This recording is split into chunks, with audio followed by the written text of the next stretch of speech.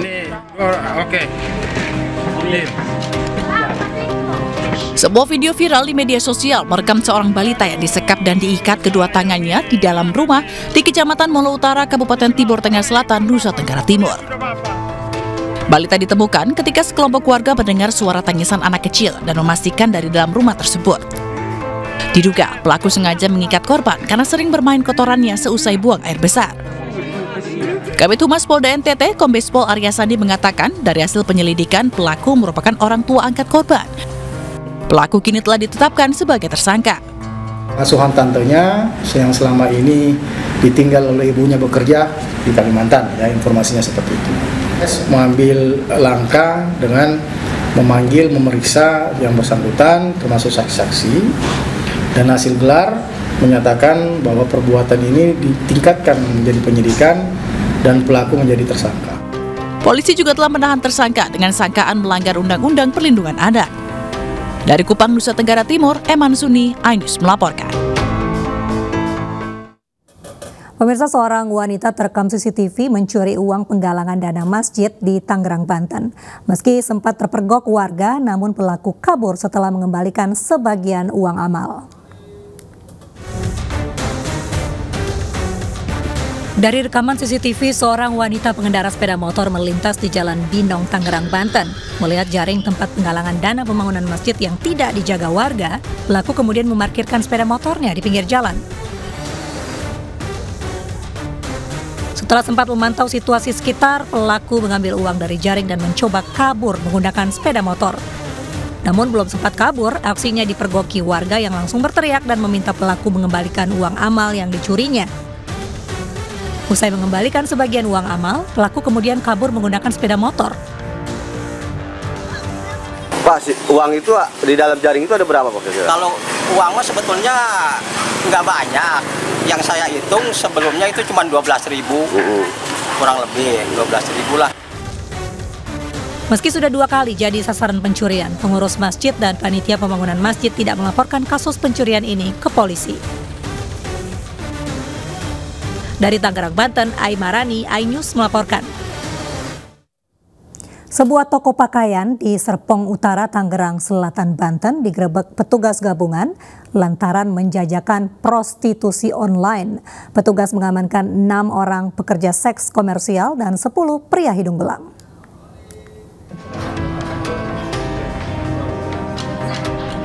Petugas gabungan dari polisi dan Satpol PP menggerebek sebuah toko pakaian di Jalan Bayangkara, Serpong Utara, Tangerang Selatan, Banten.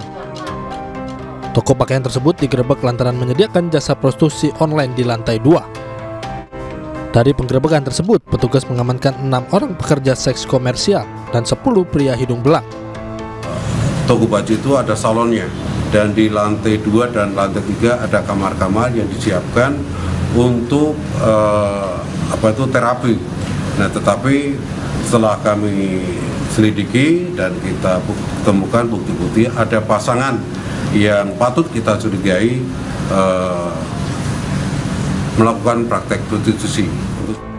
Sementara itu, seluruh PSK, pria hidung belang beserta pemilik toko pakaian pun digelandang ke kantor Satpol PP guna pendataan dan penyelidikan lebih lanjut. Dari Tangerang Selatan, Banten, Nunung Purnomo, iNews melaporkan. Terlambat sekolah, 4 bocah SD di Sampang, Jawa Timur mengarang cerita diculik oleh orang yang tak dikenal. Sementara di Padang, Sumatera Barat, karena takut dimarahi akibat terlambat ke sekolah, seorang siswi kelas 5 SD juga mengarang cerita diculik.